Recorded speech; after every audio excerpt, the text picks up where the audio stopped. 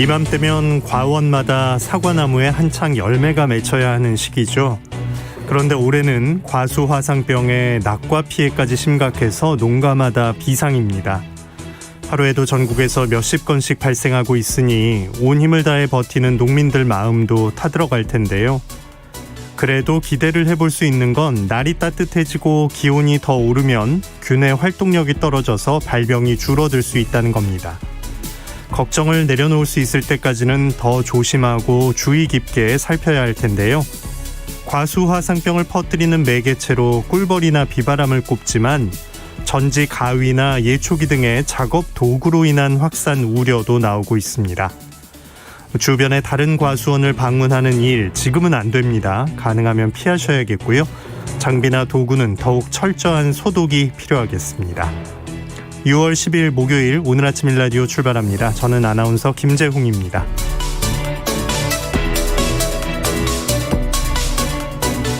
오늘 아침 일라디오 여러분과 함께 만들어가는 시간입니다. 유튜브에서 KBS 일라디오 공식 채널 검색하시면 채팅창 마련되어 있습니다. 생방송 보고 들으면서 함께 하실 수 있습니다. 자, 오늘 목요일 새농퀴 마지막 힌트 나가는 날이죠. 잘 들어보시고 정답 보내주시면 되는데요. 단문 50원, 장문 100원의 유료 문자 샵 9730으로 주시면 됩니다. 보내주신 분들 가운데 20분을 추첨해서 농촌진흥청에서 제공하는 웰빙 혼합 잡곡 세트, 경기 농촌 융복합산업 인증 제품인 사과즙 세트, 모바일 커피 교환권 등 다양한 선물을 드리도록 하겠습니다. 이번 주 새농퀴 마지막 힌트 지금 바로 나갑니다.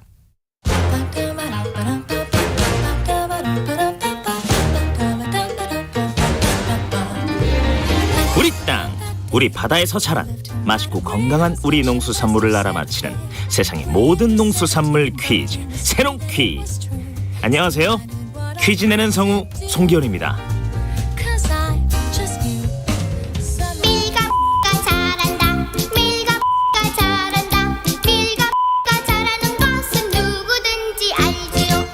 밀가 이것이 잘하는 것은 누구든지 알지요. 가을에 씨를 뿌리고 이른 봄에 웃거름을 주어 키운 이것은 초여름에 수확하는데요. 망종이 지난 지금 수확이 거의 마무리되어 가고 있습니다. 이것은 종류가 다양해서 사용할 용도와 특성에 맞게 고르는 것이 중요한데요. 밥을 지을 때는 껍질을 벗긴 쌀 이것이나 찰 이것이 좋고, 고추장이나 엿기름 혹은 차를 끓일 때는 껍질을 벗기지 않는 겉 이것을 사용하는 것이 좋습니다. 특히 이것을 먹을 때는 무와 콩을 함께 섭취하면 좋은데요. 무에 든 디아스타제 성분이 이것의 찬 성분을 보완해줘서 소화를 돕고, 콩은 이것의 부족한 영양 성분을 채워주기 때문에 서로 궁합이 아주 좋은 식재료라고 할 수 있죠. 오늘 갓 지은 이것밥에 물을 송송 썰어 넣은 맛있는 청국장 한 그릇 어떠십니까? 그 전에 정답부터 보내주시죠. 단문 50원, 장문 100원이 되는 유료 문자 샵 9730으로 보내주세요. 20분께 행운의 선물을 드리겠습니다.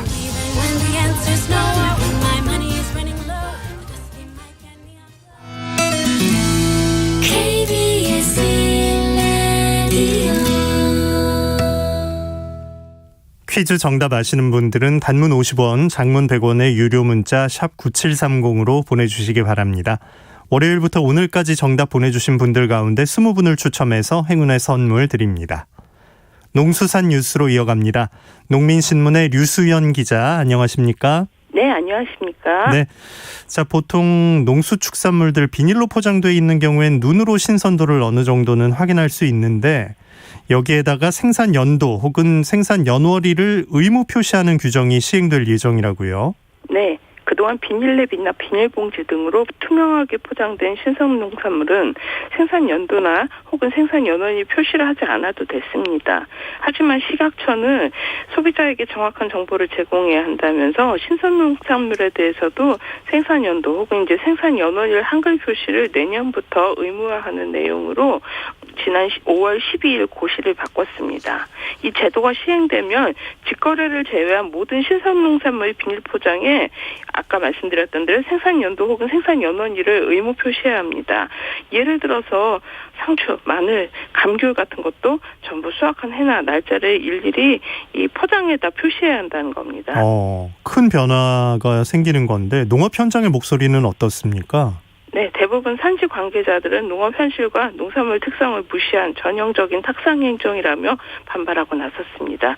이유를 살펴보면 이해가 가실 텐데요. 보통 유통 과정에선 박스나 컨테이너 등의 큰 포장에 출하된 농산물을 작은 단위로 소분해서 재포장한 다음에 판매하고 있습니다. 이제 예를 들어서 지금 이력제로 도축일자나 체란일자 표시가 가능한 축산물을 뺀다면 채취, 수확, 어획연도 또는 연원일을 쓰는 것은 아무래도 불가능합니다. 감귤류, 겨울무 같은 월동과일, 채소, 그리고 작기가 수십일에서 수개월로 짧은 시설 채소와 과채류, 사과, 배, 양파, 마늘처럼 수확 후 1년 가까이 저장을 한 다음에 출하하게 되는 농산물은 오래된 농산물 아니면 떨이 농산물이다 하는 오해를 받을 수 있습니다. 그러다 보니 이제 산지의 제주조합 공동사업법인 관계자는 이미 도소매가 엄연히 구분이 돼 있는 유통 현실에서 생산연원일을 적게 된다면 어느 한쪽이 유통 주체가 거짓말까지 할 수밖에 없는 상황을 만들 뿐이라고 꼬집었습니다. 그리고 이 상황에서 여러 농산물을 혼합해 판매할 때도 정말 답 없다는 지적이 제기가 됩니다. 채소 샐러드라거나 밀키트 같이 생산 연도 혹은 그 시점이 다른 농산물이 섞인 농산물은 표시 자체가 어렵게 됩니다. 정말 그렇겠네요. 이 얘기를 둘러싸고 전문가들은 어떤 얘기들을 하고 있나요? 네, 한마디로 실익이 없다고 잘라 말합니다. 김병률 한국농촌경제연구원 선임연구위원은 새로 생산일자 등을 표시하려면 포장 설비, 라벨 구입 비용이 들고 또 그동안 일거리가 늘어서 유통비용이 오를 수 있다고 우려를 합니다. 그리고 이제 요즘 음식물 폐기량을 줄이겠다며 소비기한 도입 등이 활발히 논의되고 있지 않습니까? 이런 현실에도 역행한다는 쓴소리도 나옵니다. 박태균 이화여자대학교 식품영양학과 겸임교수는 미국, 유럽 등 농식품 표시 제도가 발달한 나라에서도 대부분 농산물의 원산지 정도만 표시하는 수준이고 결국 이 제도가 도입이 되면 저장 농산물이 재고 상품으로 취급돼서 폐기 물량이 더 늘어날 수 있다고 강조를 합니다. 예, 이걸 이제 식약처가 추진하는 건데 이 사실이 좀 뒤늦게 알려졌고 농식품부도 심지어 몰랐다고 하는데 그런가요? 네. 이번 개정 고시 내용은 최근에서야 대형 유통업계 등으로부터 작업 비용이 과도하게 소요된다는 문제가 제기됐고 그 후에야 농업계에 이제 알려졌습니다. 식약처는 지난해 5월 2019년 행정예고와 다른 내용으로 고시를 바꾸면서 이 이해관계 부처인 농식품부의 의견을 묻지 않았습니다. 농식품부는 이제 그 사실을 원래는 2017년부터 이제 식약처의 동향을 알고 대처를 해왔지만 이번 개정 사실은 최근 문제가 불거져서야 알게 됐습니다. 이번 고시에 대해 식약처는 이제 도소매 단계들 중에서 매장 판매 등 최종 소비 단계에만 적용되는 거라며 이제 이 사람들의 우려를 일부 끄느라 진화에 나섰습니다. 하지만 최근 수년간 생산 단계 농산물을 자신들의 업무 영역으로 끌어들여 왔던 점을 봤을 때 농업계 역시 대처가 필요해 보입니다. 네. 자, 요즘에 쪽파 재배 농가들이 종구를 못 구하고 있다는데 이 얘기 전해주시죠. 네. 올해 최근 쪽파 종구값이 유례없는 고공행진을 이어가면서 풍기 현상을 빚어지고 있습니다. 전국 쪽파 종구 생산량의 60%가 제주에서 생산되는데요. 산지 관계자들에 따르면 올해 제주산 쪽파 종구값은 30kg들이 상품 한 포대당 10만 원 선이라 합니다. 평년 4만 원대 2배 이상이죠. 경북 예천에서 나오는 쪽파 종구 역시도 30kg들이 상품 한 포대가 12만 원에 거래되며 평년보다 30% 이상 올랐습니다. 요즘 전남 보성, 충남 예산 등 쪽파 산지에서는 많게는 70에서 80%, 적게는 40%밖에 종구를 확보하지 못해 비상이 걸렸습니다. 그렇겠네요. 이렇게 가격이 2배 넘게 오른 이유가 있을까요? 네. 우선 제주 지역에서는 최근 수년간 쪽파 종구 가격의 변동이 매우 심했습니다. 가격이 안 좋았던 거죠. 그래서 무, 당근 등으로 장목 전환이 많았던 데다 올해는 또 작황도 불량했습니다. 제주도 농업기술원 발표에 따르면 올해 제주 지역 쪽파 종구 재배 면적은 167헥타르로 평년 239헥타르에 비해 30% 감소했다고 합니다. 경북 예천도 재배 면적은 평년과 비슷했지만 수확량이 감소했습니다. 여기에 이유가 또 있는데요. 지난해 겨울부터 쪽파값이 크게 치솟으면서 농가들이 다음 농사에 남겨둘 종구까지 모조리 심어 시장에 출하한 겁니다. 제주 구자농협 관계자는 자가 종부를 소비한 전남, 보성, 충청 지역 등 쪽파 주산지 농가들이 제주로 몰려들면서 종구 품귀 현상이 빚어졌다고 설명을 합니다. 여기에 일부 산지 유통인들이 사재기에 나서면서 종구값이 급등했습니다. 심지어 제주 지역에선 요즘 쪽파 종구 구함이란 현수막이 걸려있는 모습도 목격이 되곤 합니다. 그렇군요. 그러면 나중에 그 수급 전망도 좀 어두워질 수 있겠어요. 네. 종구 공급 차질이 지속되면 쪽파 생산이 줄어들며 수급 불안이 나타날 수 있다는 우려가 나옵니다. 보성 등량농협 관계자는 종구값이 너무 비싼 데다 대체 장목도 마땅치가 않아 최악의 경우는 밭에 놀려야 되는 상황도 발생할 수 있다고 걱정을 하고 있습니다. 결국 이래서 쪽파 종구 수입도 재개가 되고 있습니다. 네, 실제로 최근 일부 유통인들이 수입 쪽파 종구를 들여서 20kg들의 상품 한 자루당 6만 원가량에 판매하는 걸로 알려졌습니다. 하지만 종구 품질이 떨어지는 탓에 원활한 생산을 장담하기가 어려운 게 사실입니다. 네. 생산 부족 또 과잉 이렇게 좀 반복되는 상황 악순환이 좀 하루속히 해결이 되면 좋겠습니다. 자, 우리 농사 대부분이 밭농사고 또 여성 농업인들이 많이 밭농사를 맡고 있기 때문에 고질적인 질병에 노출돼 있는데 여성 농업인들이 겪는 고통에 따라서 사회적인 비용도 크게 발생한다 이런 예측이 나왔군요. 네, 이런 내용은 전남 농업인 안전보건센터장인 이철갑 조선대병원 직업환경의학과 교수팀의 연구에서 밝혀졌는데요. 20에서 79세 여성 농민의 유병률이 높은 12개 질병에 대해서 추가적인 정책적 노력이 없다면 2022년에서 2030년 불과 9년 사이에 누적 요양급여액이 4조 1,072억 원에 달할 것으로 분석이 됐습니다. 요양급여액이라는 거는 의료기관에 내는 이제 본인 부담금과 건강보험공단의 지급액을 합치는 수인데요. 결국 여성 농업인 개개인은 물론 국가적인 부담까지 가중된다는 의미입니다. 여기에 농촌에서 병원이 먼 점을 고려하고 그리고 병원을 선뜻 못 가는 이런 상황을 봤을 때 비용 부담이 더욱 증가할 걸로 예상됩니다. 네, 주로 어떤 질환에 노출돼 있는 거죠? 네, 보통 이런 질환들을 농부병이라고들 많이 통칭하는데요. 허리, 무릎 같은 각종 근골격계 질환을 비롯해서 농약 중독, 호흡기 질환, 각종 스트레스로 인한 이제 불안이나 우울 등을 일컫습니다. 여성 농민은 특히 쪼그려 일하는 밭 작업에 많이 종사하다 보니 남성보다도 이 농부병 유병률이 1.6배 이상 높습니다. 그리고 농식품부에 따르면 40세 이상 여성 농민의 유병률 2010년에서 2015년 평균인데요. 이건 근골격계 질환이 70.7%, 순환기계 질환이 42.2%, 손상과 중독 37.5%, 피부질환 39.4%에 달했습니다. 의료비 지출도 컸는데 특히 근골격계 질환에 따른 1인당 본인 부담금이 125만 4천 원으로 비농민 여성의 33만 4천 원에 3.7배나 많았습니다. 실제 의료비 지출이 크군요. 이걸 건강검진 단계에서 조금 미리 좀 관리하는 방법은 없을까요? 네, 그래서 여성농업인도 소방공무원과 경찰처럼 특수건강검진이 필요하다는 요구가 높아왔습니다.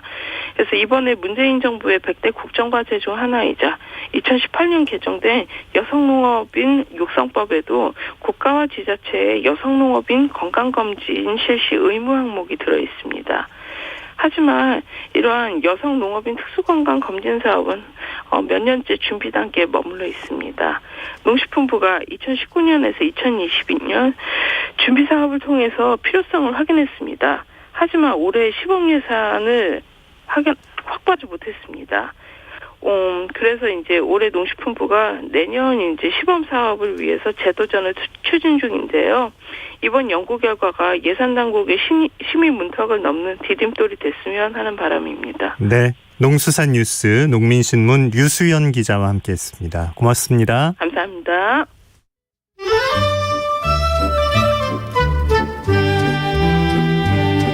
아침을 깨우는 정겨운 이야기가 있습니다. 매주 월요일부터 토요일 오전 6시 15분 KBS 오늘 아침 일라디오. 농부들의 입에서 입으로 전해지는 귀한 음식 이야기가 있습니다. 자연밥상 입맛음식가 하미현 대표와 함께합니다. 안녕하세요. 네, 안녕하세요. 정말 오랜만에 직접 뵙게 됐네요. 네. 아니 정말 오랜만에 뵈니까 뭔가 약간 조금 더 이렇게 스타일도 그렇고 좀 좋아하신 것 같아요. 아유, 칭찬으로 또 시작을 해주시네요. 맞습니다.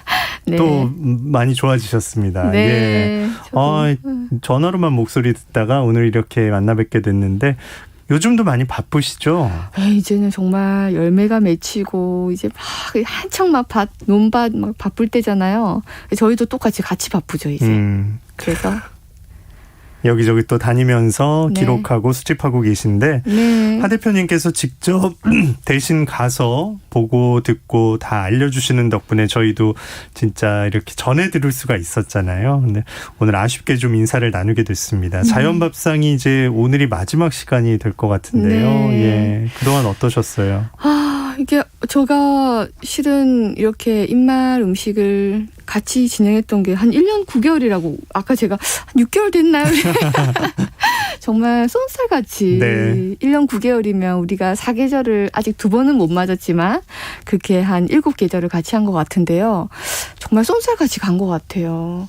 그리고 어떻게 보면 사계절이 엄청 긴 것 같긴 하지만 왜 농부님이 그러시더라고요. 벼농사 1년에 한 번밖에 못 지으니까 70가에 산다 그래도 70번 짓는 거라고. 그런 것처럼 저도 네. 사계절 동안 보는 식재료들이 이렇게 뭐 아주 다채로운 것 같지만 또 작년에 봤던 마늘 농가 6월 되면 또 거기를 뵙게 되고 하다 보니까 다채로운 것 같지만 아주 짧게 1년이 후딱후딱 갔던 것 같아요. 네. 진짜 시간에 그 입맛 음식들 살피다 보면 시간 가는 줄 모르시는 건데 저희가 늘 입맛 음식이라고 소개드리면 저희 방송을 이제 그날 처음 들으시는 분들은 이게 무슨 뜻인가 나중에 저한테 물어보신 분들 꽤 계셨거든요. 이 말을 이제 하 대표님이 처음 쓰기 시작하신 건데 토박이 농부들의 음식과 식재료를 입맛 음식이라고 이름을 지어서 기록한다. 그 마음먹게 된 계기에 대해서 오늘 얘기를 좀 들어볼 수 있을까요? 저는 처음에 이제 음식이 아니라 다른 일을 하다가 이렇게 좀 음식 쪽을 하게 됐어요. 그래서 우연찮게 한 공양관 있죠. 왜 스님들이 식사를 만드는 곳, 네. 음식을 만드는 곳에 갔다가 그 음식 자체가 너무 단조로우면서도 조화로운 한 4-5가지만 넣고 후딱 하신 것 같더라고요. 그래서 그때 봤던 음식이 더덕을 이렇게 얇게 편에 썰어서 콩콩콩콩 이렇게 두드리신 후에 소금을 살짝 뿌리고 그리고 거기다가 이제 배랑 그다음에 잣이랑 소금만 조금 넣고 갈은 거를 이렇게 위에다가 뿌린 후에 검은 그 깨 있죠. 흑임자를 몇 이렇게 뿌려서 주셨어요. 예. 근데 그거를 먹는 순간 그냥 배의 단맛, 그다음에 더덕의 약간 그 물맛과 약간 쌉싸름한 맛, 그다음에 또 소금의 짭조름한 맛, 그걸로 충분한 음식이 되더라고요.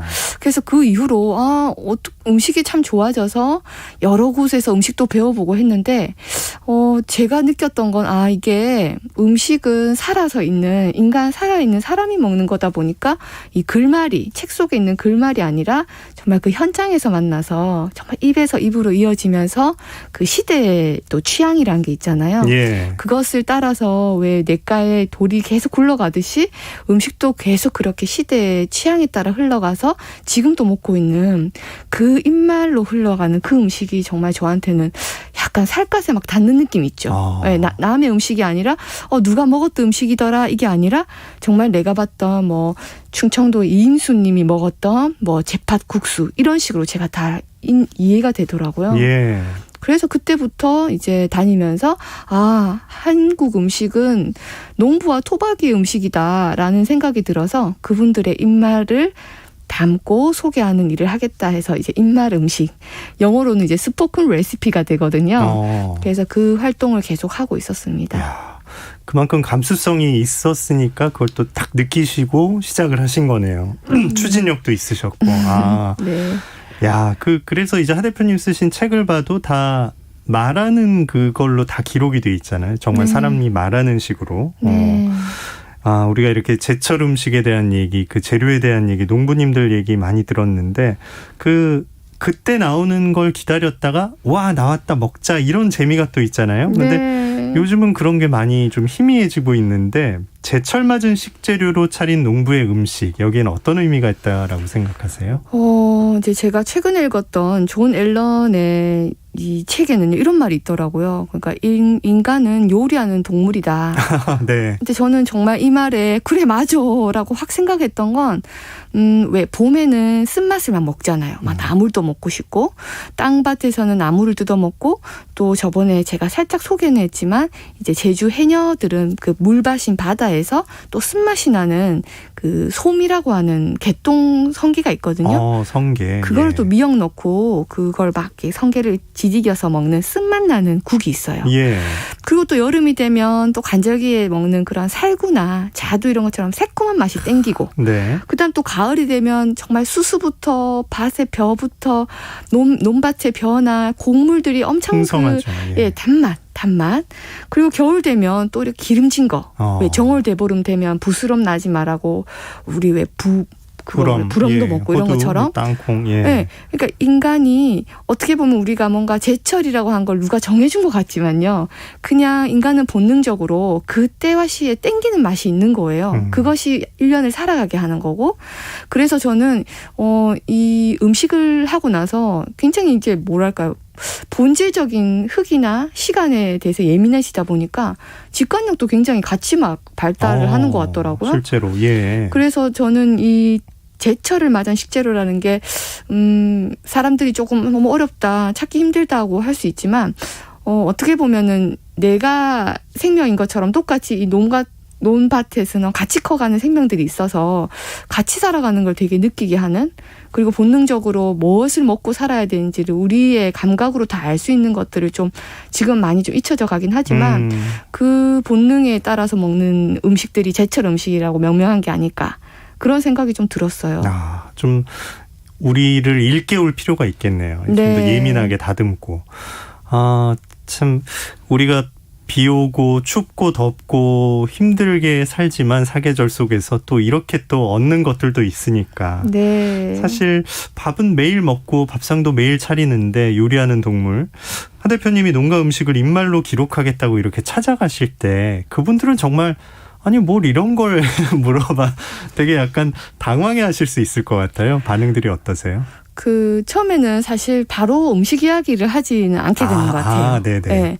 어떻게 보면 그 사람이 궁금해야, 그리고 그 사람이 뭐 해먹는 부엌이 또 궁금하고 또 뭘 해먹었을까 생각하면 이제 첫 번째로는 사람이잖아요. 그러다 보니까 만나 뵈면 이제 뭐 살아갔던 그 살림, 그냥 살림살이. 맞아요. 그 일단 사리에 친해져야 뭐 부엌 구경도 할 수 있는 거니까. 네. 무턱대고 들어갈 수는 없잖아요. 예. 그래서 처음에는 그런 서로의 살이에 대한 이야기를 하다 보면 또 질문을 제가 계속 하고, 근데 그런 것들이 본인들에게는 어떻게 보면 좀 특별한 만남으로 느끼시는 것 같아요. 네. 누군가가 찾아와서 자기 자신에게 질문을 던져주는 거.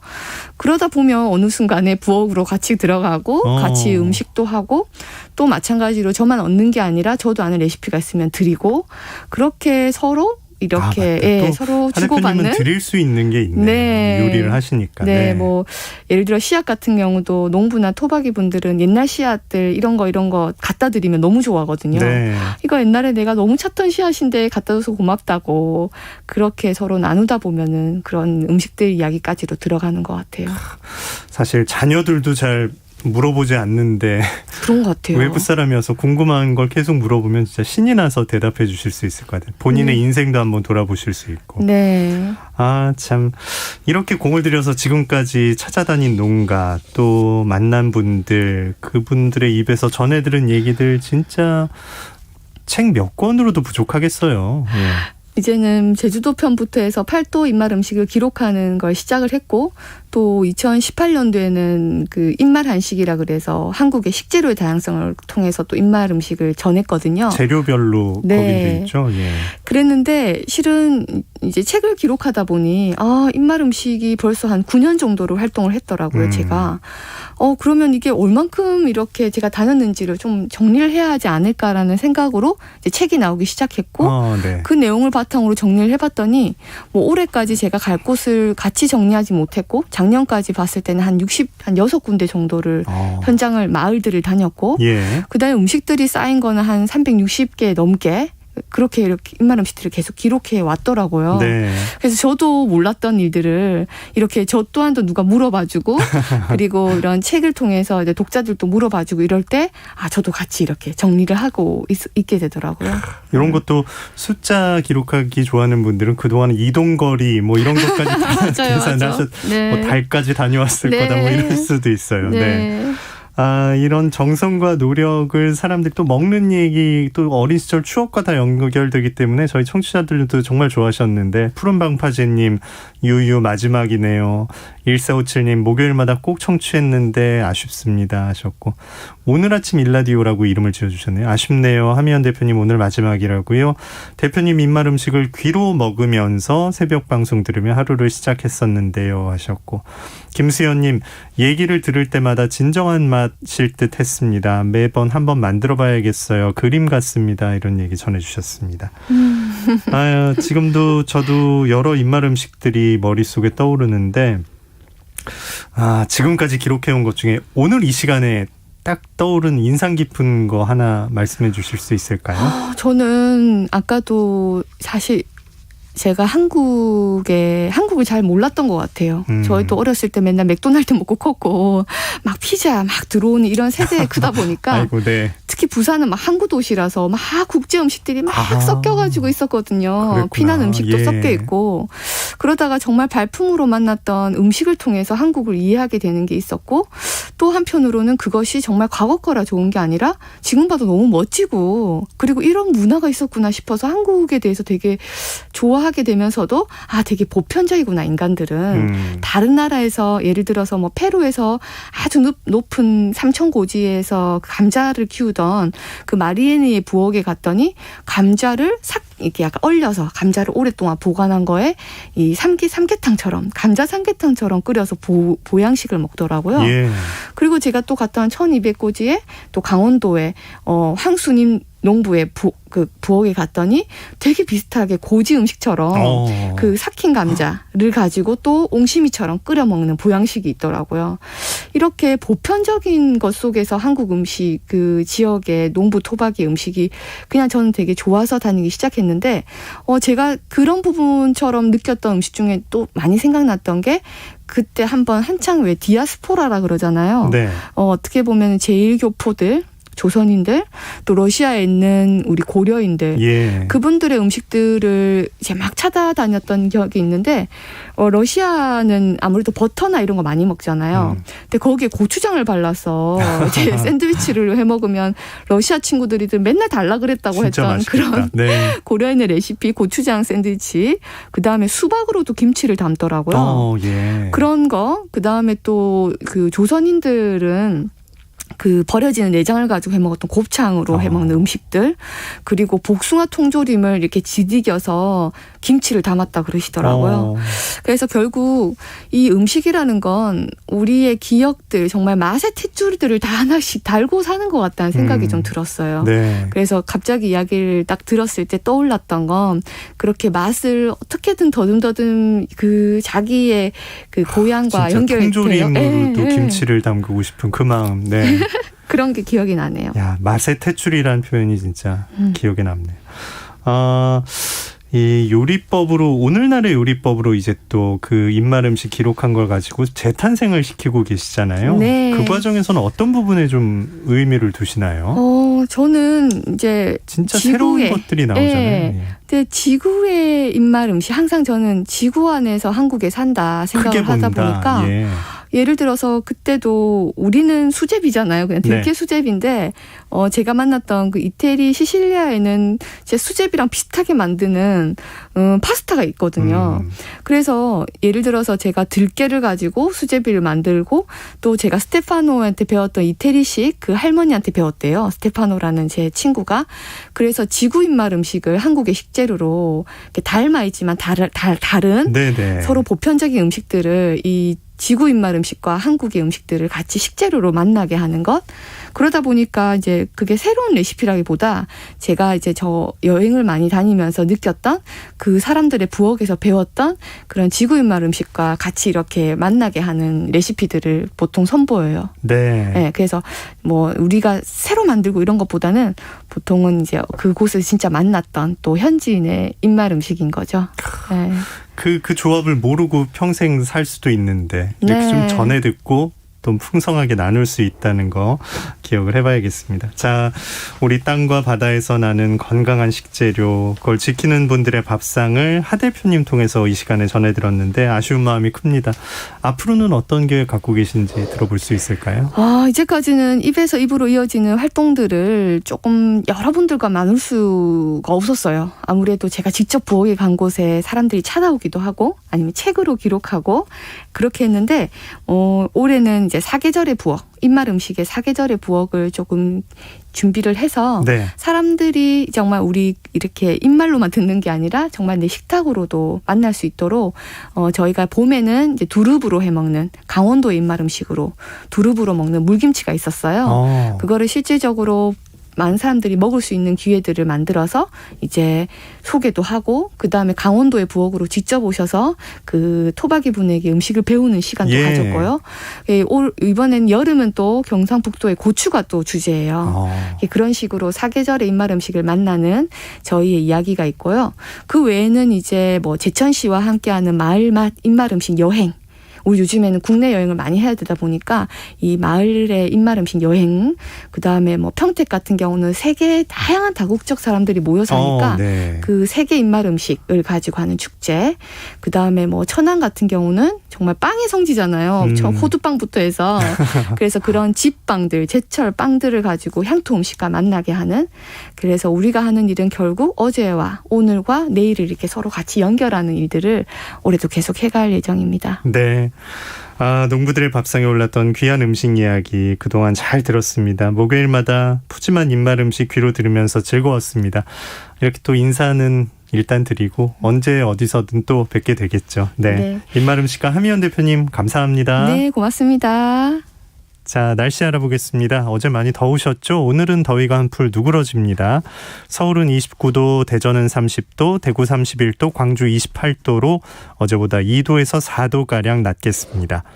밤부터는 서쪽 지역을 시작으로 비 소식이 있습니다. 퇴근 시간에 필요한 작은 우산 하나 챙기시면 좋겠고요. 밤부터 새벽 사이에 제주와 남해안에 비가 집중됩니다. 제주 산간은 300mm 이상, 남해안에도 최고 100mm의 많은 비가 내릴 수 있으니까요. 제주도와 강원 산간, 남해안에 순간 초속 20m 이상의 돌풍도 예상됩니다. 시설물 관리 잘 하시고 피해 없게 대비하셔야겠습니다. 오늘 아침 일라디오 듣고 계십니다. 지금 시각 6시 47분입니다.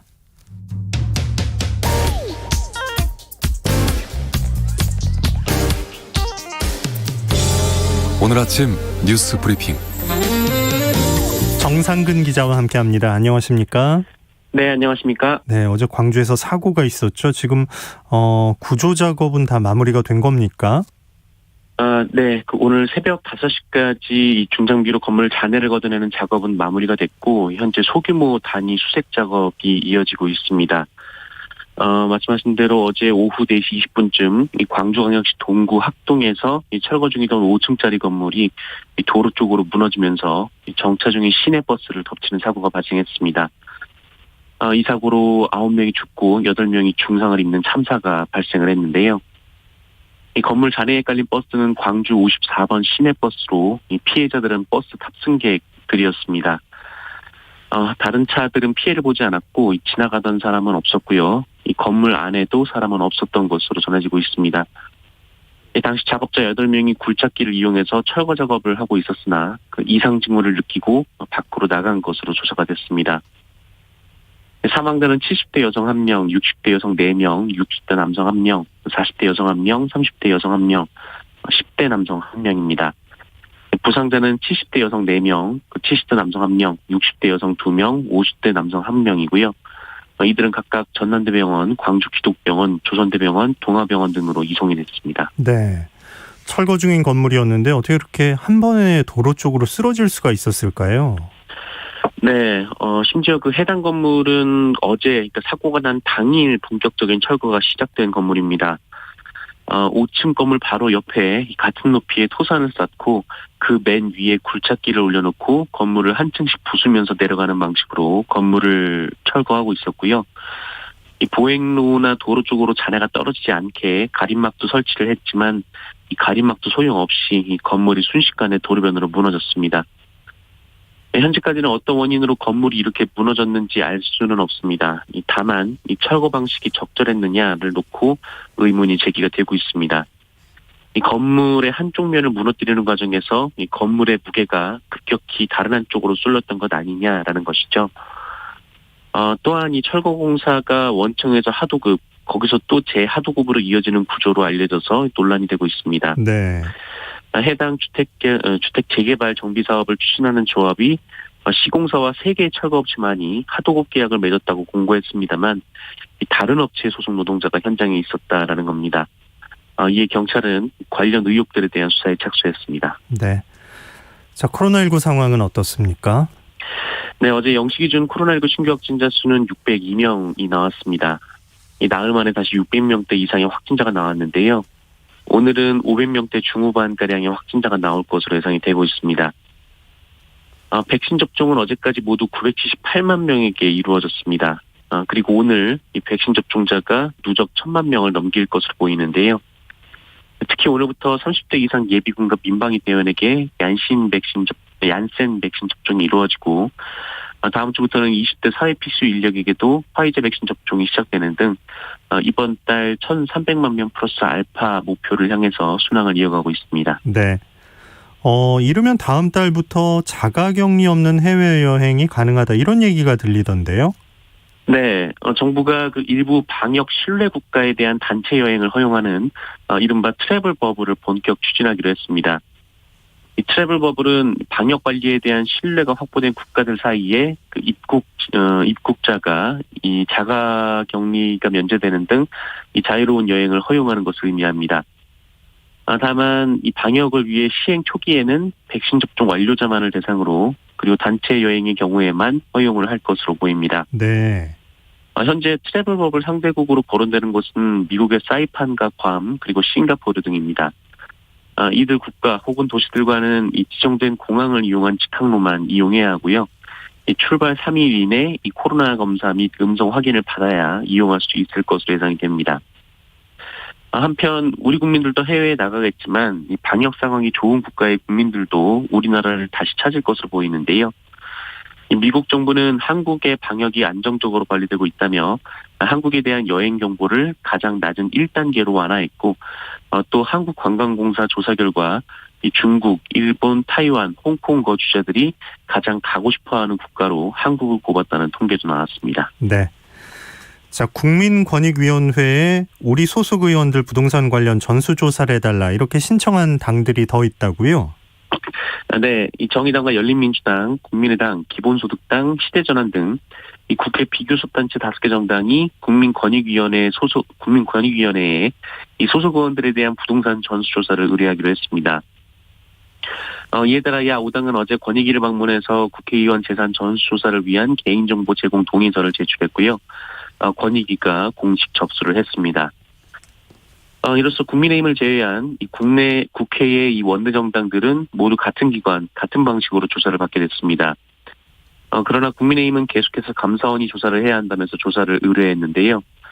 이 감사원은 이 감사원법상 국회의원은 직무감찰 대상이 아니라며 조사를 거부했습니다만 이 국민의힘은 법이 문제라면 법을 바꾸자라며 입장을 굽히지 않고 있습니다. 이 더불어민주당에서는 도둑이 자수하겠다면서 소방서를 찾는 격이다라거나 이 감사원의 위법을 강요하고 있다라고 비판하고 있고요. 이 국민의힘과 합당을 추진 중인 국민의당에서도 국민을 우롱하는 처사라는 비판이 제기됐습니다. 네. 윤석열 전 검찰총장이 총장 사임 후 처음 공식 일정을 가졌다고요? 네, 그 윤석열 전 검찰총장이 첫 공개 행보로 선택한 곳은 그 온 집안이 독립운동에 헌신한 것으로 유명한 그 우당 이회영 선생의 기념관 개관식이었습니다. 이 본인이 직접 이 자신의 친구이기도 한 그 이회영 선생의 후손에게 개관식에 참석하고 싶다는 의사를 타진했고 이 소식이 알려지면서 첫 공식 일정이 됐습니다.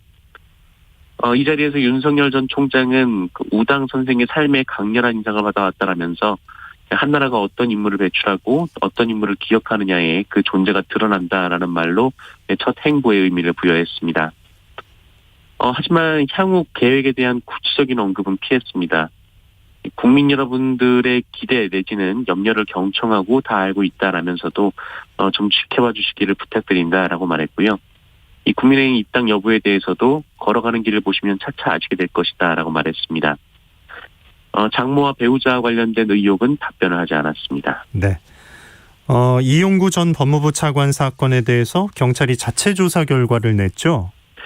네, 이 경찰 조사 결과 외압이나 경찰 윗선의 개입은 없었다는 결론이 나왔습니다. 다만 당시 사건을 담당한 서초경찰서 수사관은 특수직무유기 혐의로 검찰에 송치하기로 했는데요. 그리고 이 경사의 상급자였던 서초서장 등은 그 이용구 전 차관이 초대 공수처장 후보로 거론되는 인물임을 알았음에도 사건이 불거지자 평범한 변호사로 알았다고 윗선에 허위 보고했는데 이에 대한 처벌 여부는 추후에 결정하기로 했습니다. 또 이용구 전 차관은 증거인멸교사 혐의가 인정된다며 검찰에 송치할 방침입니다. 네, 뉴스브리핑 정상근 기자 고맙습니다. 고맙습니다. 오늘 아침 일라디오 오늘 순서 마칩니다. 아나운서 김재홍이었습니다. 내일 6시 15분에 다시 찾아옵니다. 고맙습니다.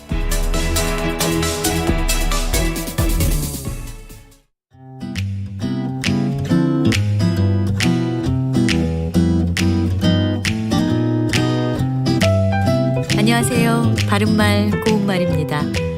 모든 생물은 나이가 들어갈수록 생체 구조와 기능이 떨어질 수밖에 없습니다. 이런 것을